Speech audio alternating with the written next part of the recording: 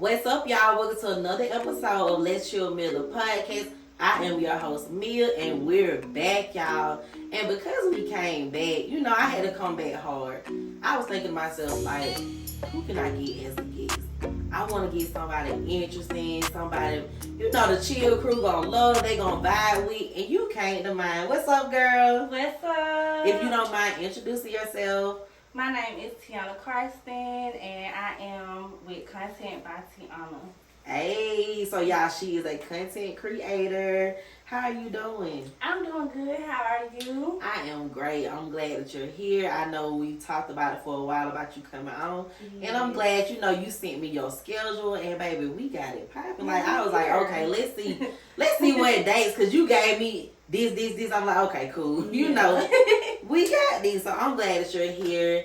Like you said, you are a content creator. First of all, I want to just ask you, like, what sparked your interest as far as, like, becoming a content creator? I've always loved, like, holding the camera. I've always loved, like, capturing special moments. Yasmin, that's my best friend. Okay. And she was like, girl, you're good at this. And she actually hired me and told me that I needed to, like, start doing it as a business and more professionally. So I started doing her book club content creation for her book club. You know, that's good because there's nothing like having a supportive friend. Yes. I mean, I love that, especially with her pouring into you, letting you know, like, that's something that you could do. She always sees my dreams when I don't even see them. So I love that. Shout out to Yasmin. Yes. I love that. Okay, so I just want to take it back so the chill crew and everybody can, you know, get to know you. Okay. Let's start off with just talking about your childhood and your upbringing. You could just start anywhere. Okay, so I was born in Martinez, California. My dad was in the Army, and I moved to Manchester at 2 weeks old. Wait a minute. From Cali to Manchester? Yes. What the hell? I know everybody says that. But my dad was in the Army. Okay. My mom was from Waycross, but my family lived in Warm Springs. So okay. But that's how we ended up in Manchester. And I had been there since I was 2 weeks old, coming up. And what else do you want to know about my childhood? I can tell everything. So I mean, I want you to tell everything you want to tell, but I always want to know, like, what is your race? Like, what is your, like, what are you mixed with? Like, you just seem so exotic. I am Guamanian, white, and Indian. Okay. My dad is from Guam. Wow. And everybody calls it Guatemalan, but it's totally different. Yeah, Guatemalan. It's not the same. Okay, so how many siblings do you have? I have 3 brothers, and I have 1 sister and 2 stepsisters. Okay, and where do you fit in that group? So out of all my direct siblings, I was the youngest, and I was the only girl, but then I ended up having a baby sister in 2005. Wow, 2005. Yes. Damn, so she grown now. She is, but I don't know her, so okay. I'm still the baby. Hey, okay. Yes. So let's see, you said, let's talk, we talk about your siblings. Just tell us more. I don't know. I just want to, growing up in Manchester. So your dad was from Cali? No, my dad's from Guam. He's from Guam. Because he was in the Army, he was stationed. So how did y'all get to Manchester? My mom. So my mom's brother, he introduced them to each other. Oh, so he was in the military as well? Yes, from my understanding. He passed away when I was little, so I didn't really know him. Yes. Okay. How was it growing up in Manchester? Because, I mean, Manchester, I grew up like maybe 25 minutes away from Manchester. Mm-hmm. How was it for you? At first, it was amazing. I didn't know nothing different. The only thing that was kind of different, I was really accepted in the African American community. The Caucasians didn't really accept me. That's how they are. Yeah. So, but I am mixed with white. So it was just a lot of people, like, I wasn't like white enough, I guess. Yeah. So it was different. I didn't really have nobody around me who like looked like me, I guess. Right. So I kind of, no matter who kind of accepted me, I did always feel out of place. Really? Yes. And I loved it, but when I got to experience the world and I started traveling and stuff like that, I hated being from there. But now that I've experienced the world, I couldn't be more proud of being from there. Like, people talk about the country, but baby, we lit. You know what? It's actually a blessing to be from the country because, like, I just feel like it's just something about those small towns. Mm-hmm. Like, you can go anywhere in the world, and I know, like, I moved a couple of miles away from my small town, and that's okay, but it's always that feeling of just thinking back how, like, I didn't have to worry about, like, playing on the sidewalk. Like, we had a yard and stuff. Like, that was an actual blessing to be able to do that with all my cousins, all of us. Like, so I can feel you on that. Small towns, I like small town for the win. I would actually. Definitely. Yeah, like, I would rather, like, raise some kids in the country versus in a busy city. Yes, me having kids of my own, and I know they like to say LaGrange is the country. I don't necessarily think. I have parts. I guess people from like Atlanta would say it's country, and to me it's country. But I say I consider it being the country because the people are country as fuck. Yeah, in a way, I get. So me living in both places and me having children, I am bringing them up totally different than I got to experience. Right. So I wish they could have a childhood that I had. Okay. It was fun. I was outside making mud pies. I didn't have to really worry about people. So don't go on the road. Watch out, baby. I have to go outside with them. So it's different. And times are different. You know what I'm saying? Like, we could be outside all day with all our parents. You know, our parents looking out the window every now and then, but without them having to stand over our shoulder. But now, you know, things are so dangerous and you don't really know all the people around you. That's just like me being from Luthersville. Now, like, when I go there, when I used to go to the store, I knew everybody there. Yeah. Hey. Now I'm looking like, who it is? Who are these people? Yeah, like don't know them from a can of paint. So I get where you coming from. So you said you had kids. I want to talk about their dad. So how did you meet their dad? Because in order to get to the conversation about them, we got to start at the foundation. Okay, so I met him at Walmart. I had just moved back to LaGrange in 2013. Okay. And it was a crazy point in my life. Like, I was homeless. I was in Columbus. I was into things I'm not proud of. I was a dancer. And hey, you know, it is what it is. Yeah. So coming back to LaGrange, that was for me to like really get my fresh start. And what was your dance name?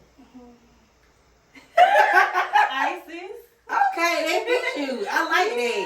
Okay, my bad. I just had to know that. It's okay. But yeah, so it was a fresh start, and I started working at Walmart, dancer to Walmart. Yeah. I was a stalker overnight, and that is how we ended up meeting. So he was working there as well? He was. So y'all met, that y'all just kind of hit it off, or like he was just at you? He came to my aisle. He took a can of my beans off of my stock cart, and he was like, "You dropped this." And that's just how we started talking. Oh my God, that was so easy. It was so easy. I was a social butterfly back then. So was it, I mean, him just doing that, did it make you laugh and you was like, okay, I kind of, you know. Well, I was dating a girl. Okay. And so I did see him as just like a friend. Okay. And it was fun. It was something different. So you left your girlfriend for him? I did. Wow. It truly was just like a phase, though. Okay. It really was. I had been over it, but like that story could go on for like 2 months. How long were y'all together? 4 years. You and the girl was together. Was she a stud? Was she a fan? She was a stud. Wow. Yeah. How did you meet her? Online. Okay. Okay, cool. Yeah. So how was that adjustment from being in a relationship with a girl to you began talking to a man? Like, how did it? I didn't really like the relationship as far as like being with a girl. At first I did. It was an experience. It was something different. But I didn't really like it because I felt like, okay, you're a stud. I felt like the man in the relationship. Like I always hell no. Yeah, it was one of them situations, most definitely. Because if you a stud, you supposed to wear the pants, my boy. Yeah, period. You know what I'm saying? And that's not what was happening. So that little girl was coming out. oh yeah, nah. So do y'all still keep in touch? You and the girl? Have No. y'all had any form of communication at all? No. Do y'all run into each other? No. Wow. So once you start talking to her, that was it. That was it. Wow. Yes. Okay. Okay, so you and your guy, y'all started talking, and how long were y'all friends before you actually realized, like, hey, you know, I might have feelings for him or whatever? The feelings part, I don't know when they came along, but we got really close within like a 3-week span because we were working all night together. We were hanging out all day together. Girl, don't work boyfriends be something. Yeah, you ain't lying. But it was a great time. Like I said, it was a really vulnerable point in my life. I was transitioning from such a bad time in my life to like trying to get my stuff together. So he definitely was like my knight in shining armor at the time. Oh, yeah. okay. So who said I love you first? Do you remember that? He did. Okay. Yeah. And when he said it, did you say it back immediately? I did. I didn't even know what love was at the time, though, to be honest with you. I really so when didn't. he said it, you wasn't sure if you loved him. At the time, I was. Did you just say it just because he said it? I don't even remember. At the time, I really did feel like I loved him, though. I will say that, like, at the time. But I grew with him. I have 6 kids with him. I was only 21, going on 22 when we first met. Mm-hmm. So I learned what love was through our relationship. Oh, okay. Because I had a really bad upbringing. I seen my mom and dad fuss fight, my mom get beat on. So anything bad, I thought it was natural.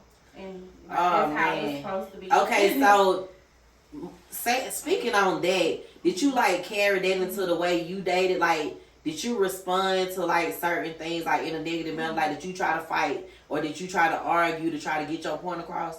Did you feel like that was the only way you could be heard? Yes, it didn't start off like that though. But how we communicated, that is what I would have to do. And I didn't see it as being toxic. So that is how I handled my situation. Yeah. It wasn't toxic to you, it was just normal. To you, it was the norm. Yeah, most definitely. Okay. And how he was also normal to me. So how was his upbringing? Was it kind of similar to yours? Like, did he see the same thing, or did he have more of a calmer childhood?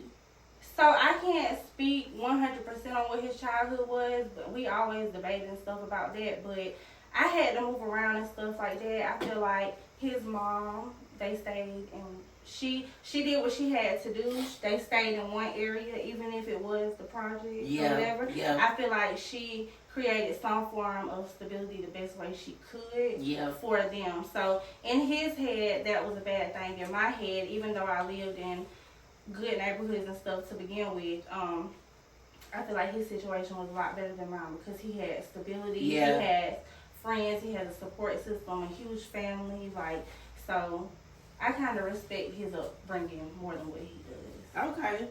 So, so was your first child born first, or did y'all get married first? We didn't get married until after our third child. Third child. Okay, so what year did you have? You had your daughter first, right? I did, yeah. She was born in 2014. Okay, so y'all met in 2013. She was born in 2014. Okay, cool. Hey, yes. So how was that experience? So I love to ask people these questions. What was his reaction when you told him that you were pregnant? He was happy. He was ecstatic. But it was so crazy because I didn't even know I had to hear from somebody else. Like he had a girlfriend, and I don't even know when they had time for each other. So we was always together. You didn't find out that he had a girlfriend until you found out that you were pregnant. Mhm. And I was bragging on him to somebody who knew him and his girlfriend at the time. And he told me he didn't have no Facebook at that point in time. Like, Facebook wasn't that deep. Right. So he wasn't searching and going right. So I never thought to, like, go search him or nothing like that. But She pulled him right up, and there their profile picture was. Wow, so he had the girl and him as the profile picture. Yeah, that's a wild. Okay, so how did that get handled? Like, as far as you being pregnant, you finding out. So what was your reaction off of that? You went and knocked his ass out then? I did not. I just was really focused on my pregnancy, because even when I was in a relationship with a girl, and before my relationship started, I always wanted to be a mom. Right. And like during that whole process, the girl had wrote me and said some things. And I'm pretty sure it's out of anger, not to like judge her or nothing. We were young. Right. Out of anger, stuff's happening. This is what you know. They have been together for quite some time. So all my focus was staying calm and being healthy so that I can bring her into the world. Oh, okay. So me and him stopped talking to everything through her whole entire pregnancy. Wow. So you were going to your doctor visits and everything by yourself? Or did y'all just say, like, hey, we're just going to co-parent until we figure this out? No, the first 3 doctor's appointments we went to together. And after that, he was not involved. And not necessarily because he didn't want to be involved. It was because he brought the girl to my house. And, yeah. That's so, I mean, what was he trying to accomplish by doing that?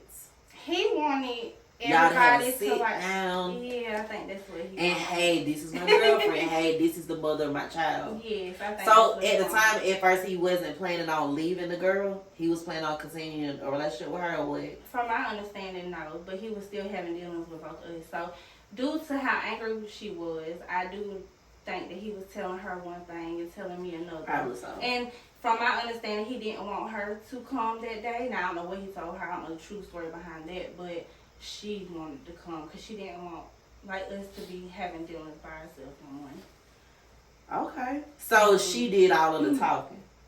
I didn't go outside because I was aware through her text messages she wanted to fight. She hell no! She stated baby. She wanted to make my baby drop. So no! I couldn't. And how far along were you then? Maybe it was in November or December. So maybe 2 months. Oh yeah. Maybe 2 months. Okay. And I had already had a miscarriage in 2008. I was on medicine to make sure I didn't have a miscarriage, so the last thing I needed was the stress. Exactly. Yeah. So how did y'all get past that and end up getting into an actual relationship minus the other chick? So we started co-parenting once I had my baby. And I will say throughout my whole entire pregnancy, he was trying to like make contact with me and stuff like that, and so was the family. But I have anxiety real bad, so I just felt like I had to cut it off. So when I look back, there was some situations that I wasn't that serious when it came to his family, and they could have been there. But we ended up co-parenting. His sister played a big part in us like getting together, trying to make sure that happened for us. Shout out to his sister. Yeah, shout out to Jay. Shout out to her. That's sweet. It is. And of course, like he was saying he was sorry, and we were having a long time and things like that. So he was saying how we needed to be a family. Like I said, I'm only 22, right? And this is our first child together. So naturally, in my head, we're supposed to be a family and raise this baby together. Yeah. I get it. Okay, so you went from 1 baby to 6. So, what is the age gap between all of them? Are they like? It's 9, 8, 7, 6, 3, and 1. Damn. Okay. Okay. Okay. Cool. Yeah.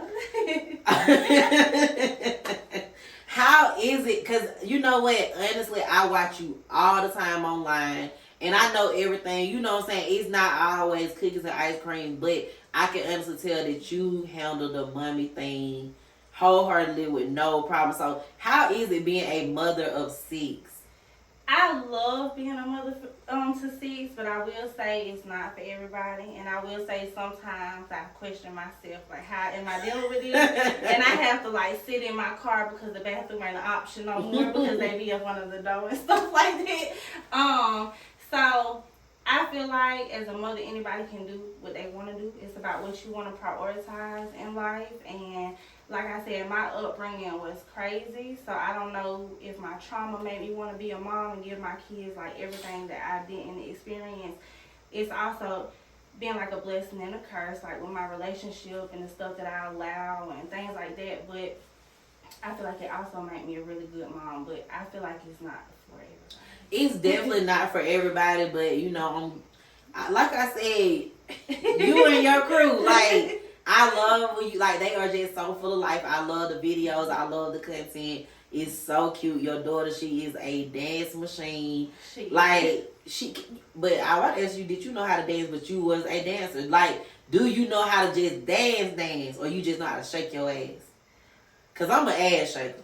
Like, when I tell you, I can shake my ass, like, period. Dropping the split. But when it comes down to actually doing a choreographed dance, no. Yeah, I can't do that. No. Yeah, I lack in that department, but I can win a stack though if they doing a, you know, twerk and say just drop my song, you know. I can take off. Yes, that's how I am.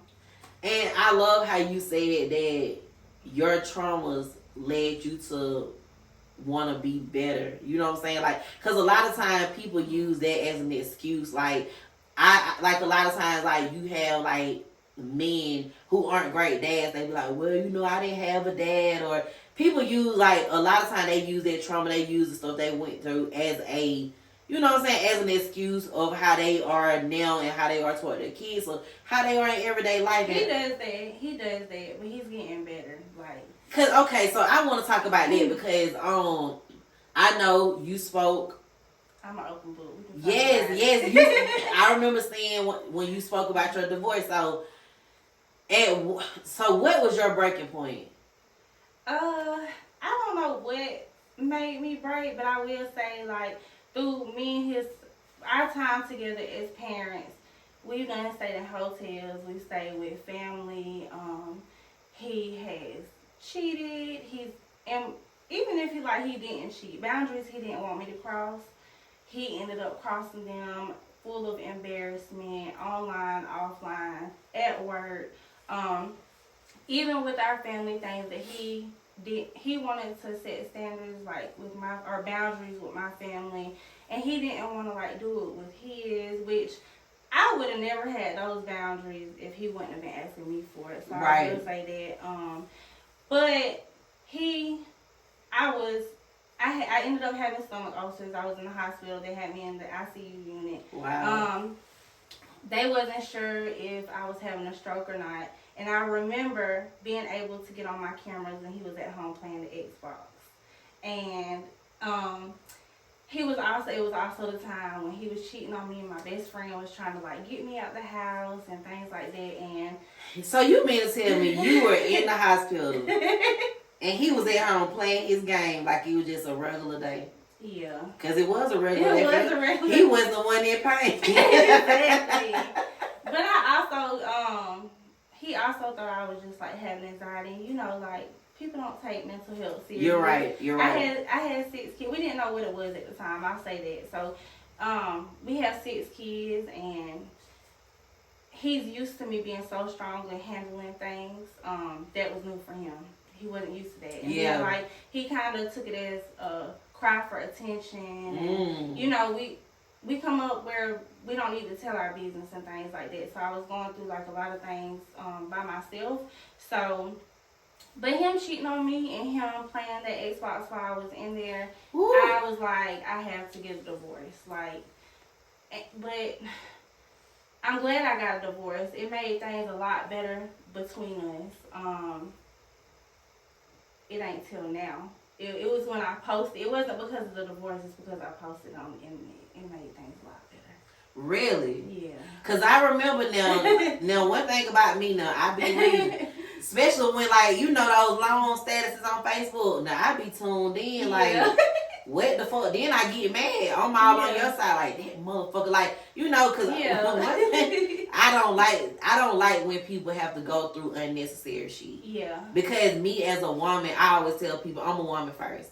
And you know what I'm saying? Like, all the time, it doesn't be the woman. And sometimes it don't always be the man. But still, like, I sympathize with people and the stuff they go through. Especially when I know, like, you know what I'm saying, we never hung out or anything, but I know, you know what I'm saying, I know you are a good person. So people that I consider my people, even outside of my people, like, I don't like seeing people hurt. I don't like seeing people go through stuff. And like, so how did y'all get to the point, the divorce? So how did you get, when you presented, shit, I can't talk. When you, it's all right. when you presented the fucking, like, when you came to him about being, about wanting to divorce, how did he handle that? I think I'm a little drunk. It's all right. I think he thought it was a joke, because I said it a lot of times. So when it was all said and done, did he argue about signing the papers? Did he give you a fuss? Did he refuse or something? Like, he just gave you what you wanted? Yeah. And it was easy to sit down. I paid for everything. And I think he kind of understood, because either way it would have went. We either going to sit down and we going to do it how we want to do it, or it's going to be a huge mess, because it's going to happen regardless. Okay. Yeah. I'm big on it. It's going to happen regardless. Like, if that's what I want, give me what I want. Like, and you don't have to give me what I want, because it's going to happen regardless. So, can I make something clear? Yeah. Okay, so financially, he did not help financially. Personally, we went through a lot of things to, as far as like me and him as adults and things like that. I will say, and it's not me making an excuse, I just want people to kind of paint the right picture. He was at every hospital, labor and delivery. He was there. He's very good about staying at home. He's kind of like, he was at home, he didn't work. So is he like a Mr. Mom? He is. Okay. So he'll cook, he'll clean, he'll stay up. That sometimes that work for me, yeah. It does, but with 6 kids, yeah. I was working 2 jobs. I was making t-shirts. I was doing hair. I was doing so much stuff.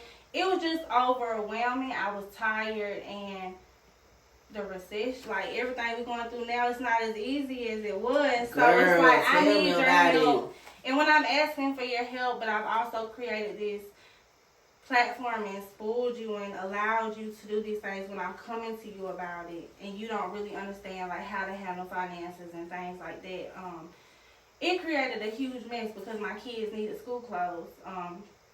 Our rents, I think it was $1,160 something at the time. Our light bill and stuff was coming. Just got a car, like a new car, an 8-seater. So, you know, it was a lot of stuff coming up, and I'm exhausted. I'm getting older. I'm going through my health issues. I have 6 kids running around.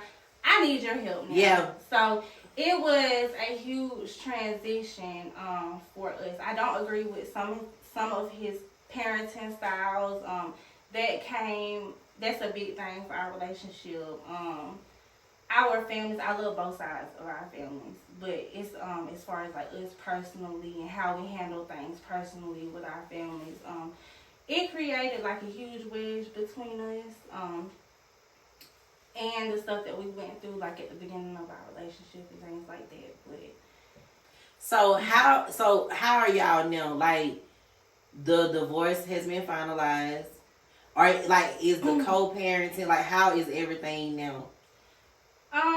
I thank God for him, honestly, being like who he is.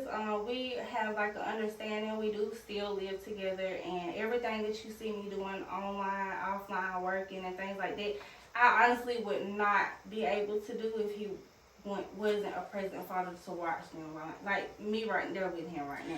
So you say y'all still live together? We do. Do y'all still share the same bed? We do. Cause we like trying to work everything out. Like we did go through like a phase to where like, you know, it was a huge thing like with us like during our divorce and things like that.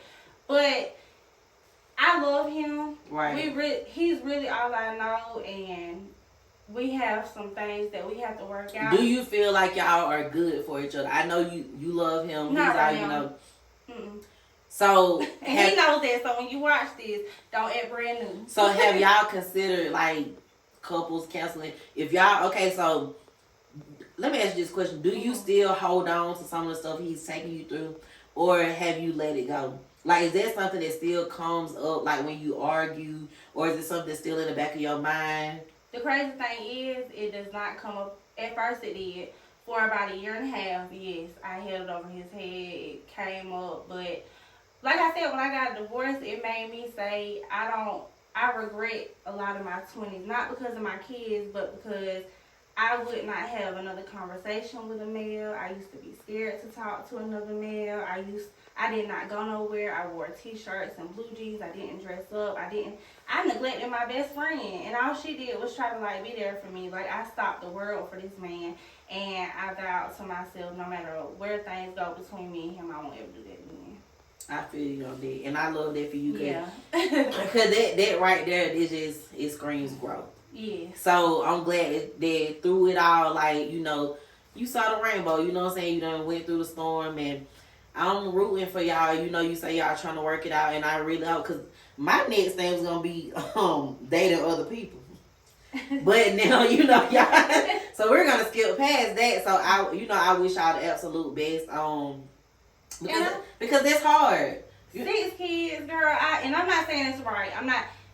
Do not ever stay in a relationship where you're getting hit on, where things. I don't recommend it to nobody. But I will say this: I don't know where things are gonna go between me and him, but I couldn't imagine having to take care of 6 kids by myself. I'm not saying I couldn't do it. I feel you. But I have to look back and say, what am I gonna do? You know what I'm saying? Because right now I'm like trying to get my bag. I'm trying to build a name for myself. I'm trying to grow so we can take care of our children, regardless of what he wants to do. And he does have a job now, by the way. Congratulations. And I also love the fact that he's been there so you can go out and do what you need to do. Yeah. Because honestly, it takes time and stuff to build your name and to build yourself up and to be put in different places like that. It takes a lot of time. It takes a lot of work, a lot of dedication. So due to the fact that you have your kids and you also have someone that's there, which is their dad, somebody that you trust, you know what I'm saying, to watch them and stuff while you gone, like, you know, that's a great thing as well. So I know you have blogged about your mom and her finding out that she had cancer. Right? So how is she doing? She's doing good. She has stage 4 lung cancer, COPD, and dementia. She's had dementia since 2017 is when we found out about it. And she lives with me. It's hard because I already have 6 kids. Right. I gotta take. Now my brothers have stepped in and started helping so much more than what they were like in the past 6-7 months, since things really, really, really got hectic with her cancer and stuff like that. But it was really hard for about 4 years, taking care of 6 kids, trying to work 2 jobs and, you know, have business on the side. I have to take my mom to and from her appointments, make them, cancel them, go get her medicine, make sure she gets her medicine, and, you know, she's like another child, but it's my mama, you know, so I'm willing to do it. And she's very hard-headed, but she's fun.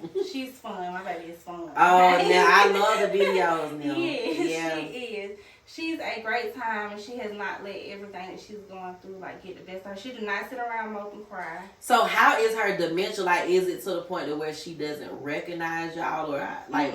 She it's her short-term memory, not her long-term memory. Okay. And if you tell her things like repetitively, like she'll start getting it and understanding it. But she'll like ask you the same question like every 5 minutes. So it gets tough. My kids sometimes at first they didn't really understand it. When I have company over, they don't really understand it sometimes. And my grandmother, she has went through taking care of multiple family members, so she does the best that she can. But baby, my mama is outside.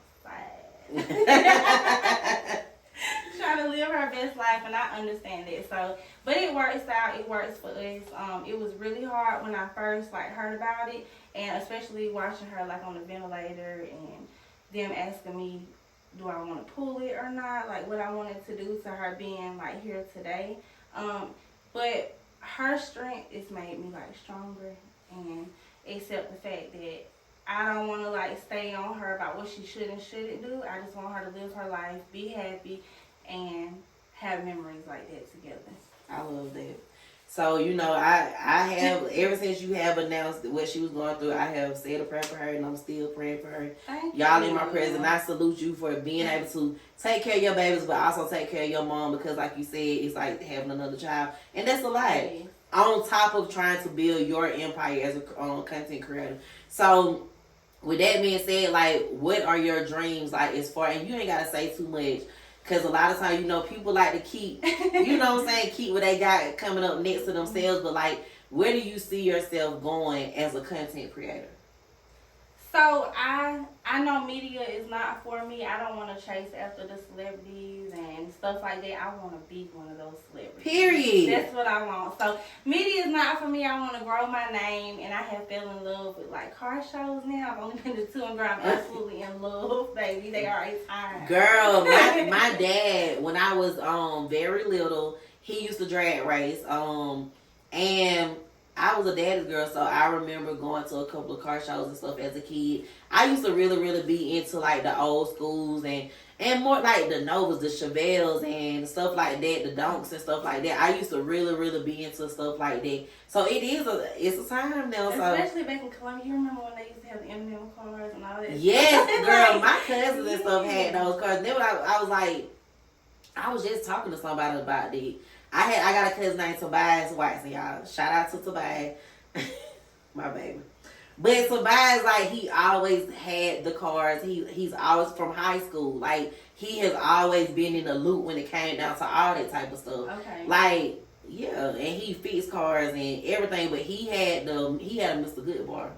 Okay. Yeah. Okay. There was a thing, I don't know, because, you know, I got listeners everywhere, but there was a thing in the South, like the southern states, like Texas, Georgia, Tennessee, Florida, like there was a thing for us. I don't know about y'all, everybody else, but, you know, there was an exciting time. Yeah. So I know, so did you realize when you went up there to the Keith Lee, that's when you realized you didn't want to do media? Yes, because I have a lot of footage I could post, but they might see it one day, and I'm like, I don't want to be known as the girl who is trying to get clout. I want to, like, be able to work with them one day. And so, is it like, when you say that, is it like one of those viral moments type videos? It's stuff that's, like, in the media, and it's not anything bad with Keith Lee. I just, I've been around a few, like, YouTubers and TikTokers and things like that, to where they're speaking, or I see them interacting on topics that's hot in the media right now, and it would put me in a situation to where I would be confirming things that they haven't put out yet, and putting their business and stuff out there, and I just don't want to be known as that. I feel you, because like you said, once you tap into that, it'll be hard for you to join them, and one day you want to be a part of that, and I can see that for you. So I feel you on that. So with both of us coming from small towns, we have had several conversations about we think big. You know what I'm saying? In order for you to grow as a person, you have to think outside of where you're from. A lot of people, they get in their feelings because people don't support them. The people that they know don't support them. I know last week I was looking I saw on Facebook, somebody had wrote and said everybody was hyped up about the Chris Brown and Quavo thing. Chris Brown, he did his motherfucking thing, like he went off. So of course, people feeding into that, and that's what you expect. And then you got some people saying, I was supposed to silence my phone, but you got people saying, yeah, y'all worried about, y'all posting about Chris Brown, but you don't post about the small businesses and stuff like that. And I've been got out of that mentality. Because I was one of the people that wrote a status about Chris Brown, like, because that's it, that's all you had to say, like, because he literally chose violence. I did too. I was like, wow. Yeah, you know what I'm saying? So it's just like, people have to get out of that mentality to feel like, oh, you supporting this stranger, but you not supporting me, and we were neighbors for 20 years. That's not how it goes. People got it, like, you got people that's gonna be jealous of you. You got people, they might not like what you do. Like, it might be you, and it might be another person do the same exact thing. Yes. They fuck with this person because they feel like maybe they can relate to them better, or they might just don't want to fuck with you because they scared you gonna surpass them and you gonna forget about them. But regardless of what they think of how you feel, you gotta know that like this is you, this your passion. If something when it comes down to my podcast, I'm passionate about my podcast.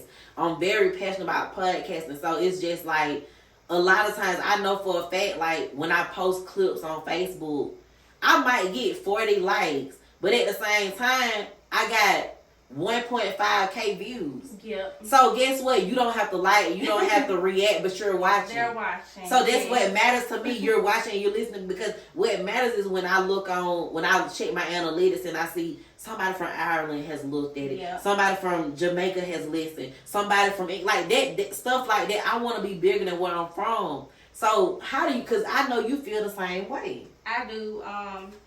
So June 1st will be my last event that I'll be doing as a content creator, and I'll be going back into doing things on a personal level. So just say if I do content with you, it ain't gonna be no charge. We're gonna network, we're gonna do it together, post on both of our platforms, and I really focus on building our platforms up because I want that internet money. Period. And I do not want, being a content creator, I had a lot of conversations with some big people, and a lot of those conversations were like, you don't want to post this, you don't want to do this, because they might not want to spend their money with you. I do not want to have to change who I am to worry about getting your money one time a year. I want to be able to be myself. I want to do what I do, and I don't want to change that. And I want my community to love me, and I want to love my community of people, and be able to just naturally get paid off of views, off of interactions, things like that, and that's what you're going to get on the internet. Yes, because I know one thing about it, I've been had my little Facebook set up to where, you know, I get my little money every month, but honestly, I've never cashed out. And one month I might make $100, one month I might make 30, but I know K Hood. You know who K Hood is, the girl. She's on TikTok. She's a TikToker. She's the funny girl. She's super funny. I love K. I know who you when I tell you, I love K to death. Did she just start her Facebook up or something? Well, she been had it. Okay. And I was watching a podcast. She was on Poor Minds, and she was talking about. I know they was like, yeah, we don't do Facebook. She was like, that's why I make my most money. Mm-hmm. She's like, that's why I make the most money. And she even wrote a status the other day and said that she pretty much make like 30K, you know, a month on Facebook. Yep. So it's just like, keep going, keep doing what you're doing. People might not get it. They might be like, this bitch just rambling on, but baby, no, I'm trying to get these motherfucking coins. Yeah. So like, keep reacting, keep coming, keep feeling how you feel, keep watching. That shit matters. It does. I want to say this to the people in the community though, like in our community, like, we have so much talent in the country. I say that all the time. I want us to go up together. I want us to be known as that group of content creators because, you know, they got like content houses where they all get together. And even though that may never happen, I don't know. It's going to happen because a part of one of my podcasting dreams is, and I have shared that on another podcast platform that I was on, that's what I want. Mm-hmm. That's my ultimate dream is to have an actual content. I want to have a content house. I want to have different rooms set up according to your vibe, according to what you're trying to do. Monthly, I want to do like little small seminars. I want to do one-on-ones with up and coming podcasters. Like that's my dream. Like that's what I really want to do. And I know it's so many people with so many stories, especially from the country. And that's why I like pulling people, like everyday people in to come and sit down and talk to me because like, hell, y'all story way more funny and interesting than a motherfucker that really out here. And the comedians in the country that we know. Oh my God. They are lit. Like the content creators and influencers that I think they would just love our people. Like, they would love it. Yeah. And one thing about people love people from the country, period. Do you not see like all them people talk to scrap with them, like how you know they be on it and say Holloway, like they are funny. They are hilarious. So like I just hope that we can all work together one day so that we can grow together and grow our platforms, because if your followers, they end up knowing who I am, my followers end up knowing who you are, then we're out networking in the world, and that chain reaction just keeps happening. Like and that's what it's all about, because one thing I can say, I'm from Luthersville. I always shout that out. And like Yeah. my small town, my small community, like they fuck with me. You know what I'm saying? Like my friends, they have always laughed and called me the mayor because they swear when we used to have the block party, I'm hugging and kissing folks, I'm kissing folks' babies, like you know. But it's just because the love and support has always been there, and that has always motivated me to keep going. And every time I go home, I might stop on the block or something. It's no better feeling than a dope boy or like an old head saying, "Mia, I heard you got a podcast. I've been trying to pull it up on my phone. Like, how can I look at it? Like, that's a great feeling because a lot of them ain't even into stuff like that. And to know that, they room me on. It's the same way as, I love to watch Lil Baby documentary. Yep. The people from here community, the people from the West Side, like, those people, like, especially, it was this one little old man on there, Lil Dominique. I know all his songs. Like that right there. Like I know who you the first time I watched it, like I had tears in my eyes because I'm like, it's nothing like that solid support. You know what I'm saying? Especially when you got the older people that watched you grow up. Like I always knew they were gonna be like this. And they still checking for you and keeping up. And they might not be. They might not be able to get them, but I've been telling my grandbaby to put that shit matters. So I love it. Cause my great aunt, she told me, she was like, she hem up dress, and shout out to my auntie Beverly, because one thing about it, Beverly do not play about me. But I had went to let her hem up my dress or something, and she was doing my dress. She was like, and I've been watching their podcast. See, that's what matters. And I'm like, what? Like, and see, she was like, I sure have. She was like, girl, you gonna be big. You gonna be bigger than Wendy Williams. I'm like, okay. How you doing? Period. Okay, so one thing I like to do on the podcast, I like to talk about mental health, and you have spoke about that a little bit. So I always ask my guests on a scale of 1 to 10, how is your mental health today? My mental health today is, I could say it's like a 4, I would say, because I still go through things. I still might be riding down the road and a trigger pops up and I'm just crying, and it might stick with me for a couple of days, you know what I'm saying? But I believe in mental health. Some people don't, and I really hate that.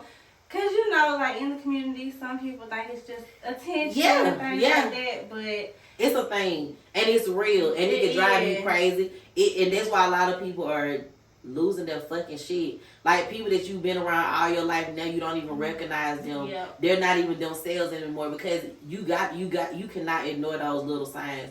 And I'm always checking in. You know what I'm saying? I read people, and the people that I'm close to, I can tell when they're standoffish, when they're a little sluggish, when they're not talking, when they want to be themselves. And like I try not to pry, but I always be like, you good, because you have to. Because I've experienced, I've had a friend that committed suicide, and I never ever want to experience that again. So I try to make sure that, you know what I'm saying, I'm the person that's reaching out, because before, I remember him texting me saying like, Mia, you could do a little better with reaching out. Mm-hmm. Like that's something that's some shit that will play in my head for the rest of my life. I was like, shit, you can too, the phone go both ways, but it's just like that maybe was a cry for help. Yep. But me, I'm being selfish, you know what I'm saying? Like, so now I try to make sure, even when I'm fucked up, because like I'm a Pisces, first of all, so my feelings be up and down.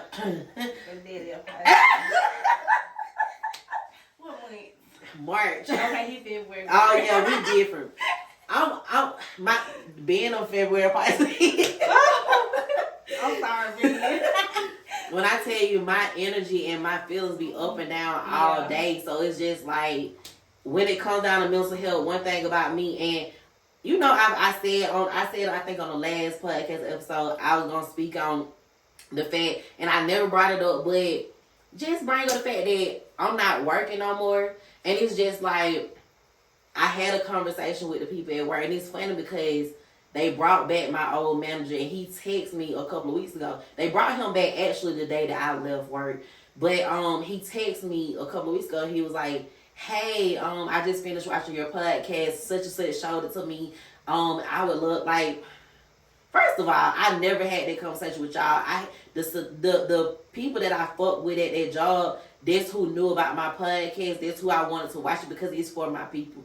Yeah. You know what I'm saying? Like, it's for my people. I don't want nobody to sit here, because everybody not going to get it. They not. But at the same time, I'm like, right now trying to figure it out. You know, I know exactly, you know how when you know exactly what you want to do, and what I exactly want to do is my podcasting. Yeah. But it's also other shit that I got to do until I reach that peak of podcasting where I can chill and keep my feet up and shit. So right now I'm just trying to figure it out. So my mental health just been up and down. Like, you know, I might wake up one day, I might be a 7, I might be a 5, you know what I'm saying? So I don't know. And I might wake up, I might be a 8. Then by 12 o'clock, you know what I'm saying? Because today I have not had the best day. I pretty much done slept all day. And every time I'm in the mood, I do some impulsive shit. So I went shopping. I found some Gucci glasses, and I was about to get but I put them back. I feel like I made an adult decision today. So yeah, you know, mental health reason. I tell y'all all the time, go to therapy. You know what I'm saying? As black people, I love the fact that a lot of times now people are speaking on therapy. People going, you know, it's all, even in my household, it was always, you know, pray, go to God. And I still do that. God is the head of my life. I still pray. I still go to God. But at the same time, therapy is real. And I know for a fact, like, it helps in any aspect, even when you're trying to grow, when you're trying to be better, do better, like, that's what these professionals are there for. That's what they were trying for. That's what they went to school for, to get in your head and help you realize some shit that you have not realized. They'll help you get over home. Yeah. So shit, you've been stuck right here for years. Now you don't know, like, what's the problem? What's wrong? I've been trying, but these folks will get in your head and they'll get you to that finish line. You gotta be teachable though. Yeah, you gotta be open. You gotta go in there. You vulnerable. Because if you go in there and you only tell them certain stuff, they only gonna be able to help you with that, and they end up steering you in the wrong direction because you wasn't honest. And that's why I always tell people, no, sorry, I didn't mean to cut you off. No, you fine. I always tell people, get somebody that look like you, because it helps you open up. You know, like, my therapist has always been black women. You know what I'm saying? Somebody that look like me. And then you could pick, like, religion, all that shit, like, whatever. Like, the site that I use for my therapist, I can categorize them to the T. Mm-hmm. And if I don't like them, bye, I get a new one. Like, that's just how it is. So that has helped me. But I'm an open book anyway. But I feel like it also helped people who hasn't been able to open up and who's kind of scared to talk to people. Because a lot of times when people so used to going to their families and they getting like, go on with it, like, you tripping, like, you just want attention, you just, and so people are scared to open up, but this is what they're there for. They hear, and they here to listen. Facebook was definitely my safe place, and then I had to learn how to, like, stay off of that, because when you have so many different spirits and people coming into your world, you get misled and you get confused. You don't know which way to go. So I did learn that I have to have, like, a little circle. It's like 3 of us that I talk to plus prayer. But Facebook was definitely my safe place. But anybody out there who is willing to, like, be genuine or listening ear, always check on your people, even when they. Especially the real strong ones. And that's me. Yeah. I'm the strong one out the group. And a lot of times, it has been time when, like, I'll be voicing how I feel, and people would overlook it or feel like I'm being a brat, or they feel like, you know, you just in one of your moods. Mm-hmm. You know, I'm in one of my moods, but this mood got me 10 seconds for jumping off a motherfucking bridge. Like, y'all don't even be knowing this shit. Like, so don't shun away. Like, don't throw your people to the wayside. When they come to you, listen. And if you're not that person that can make yourself available, or that cannot handle other people, just be like, look, I'm gonna pray for you. You know, I'm not that person. You gotta be honest, because sometimes you got people that people feel like, okay, you come from another talk to, but they can't handle, or they can't handle listening to other people's problems, and it's okay, because everybody not built for that. But one thing I respect about you, I remember writing you one day, and you told me you was just not in the mood. Girl, that's me. And I respect that, because some people will literally they're not aware of, like, their emotions, and they'll be done put that all off on you, and, you know, mess your energy up for the day. So that's growth that you're able to do stuff like that. And it took me so long to get to that point. But, like, I tell anybody, like, my boyfriend, my family, like, it is like, me and my brother talk about 6 or 7 times a day.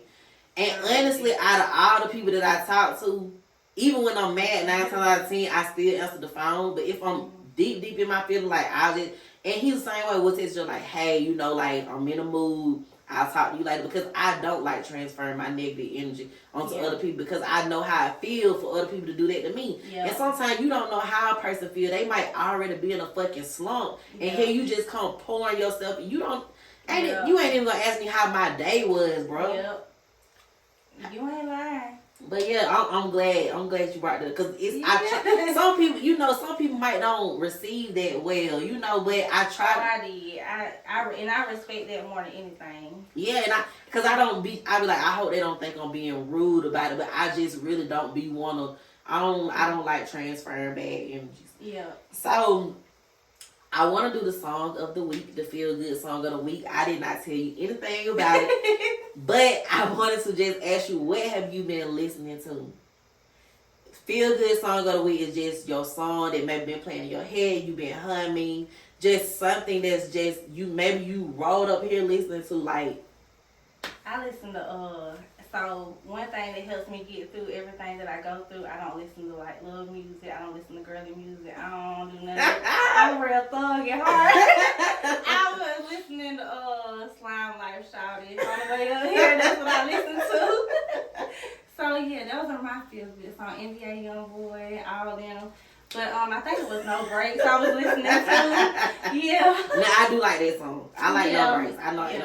Me, everybody know I'm an R&B girl to the death of me. I noticed. I love my R&B, and especially my 80s and 90s R&B. I've even started tapping into the 60s. Like, I've been taking it back, listening to some good, wholesome R&B. But this ain't no R&B song that I got today. Because my big brother Future and Metro Boomin that dropped twice. So my song of the week is All to Myself by Future. And he brought my boy The Weeknd. Y'all know I'm able to the death. Y'all know I love myself some Abel. When Future when he did his little one too, I heard my boy humming in the background. I said, wait a minute. Because on the song it don't say featuring nobody. I said, wait a minute. I know I can hear him. He can say, and I know that's him. Like, I said, oh, shit. What he just say, go? And I know it's him. So that, when I tell y'all, first of all, they had, okay, so The Weeknd had announced that he was doing no more features. He wasn't, so in my mind, I'm thinking, the first thing I went on a whole rant on his page. Because I'm a fangirl when it comes down to him and Brent. That's just me. How the hell, Brent Fayez. I don't know. Love them. You see him on my wild girl? Yes. But I went on a whole rant, like, how can you do this to us, Abel? Like, first of all, you and Future have not gave us no feature in a long time. Like, y'all gotta do a song together. So I went on, so the fact that they dropped like 5 or 6 songs together on the last 2 albums, Future and Metro Boomin just dropped, like, I'm good. What is the name of the song? I want to go listen to it on the way home. I love the song. Wait, with Future and The Weeknd? The one you talking about. Girl, All to Myself. Yeah, All to Myself. Okay. And then Future started singing.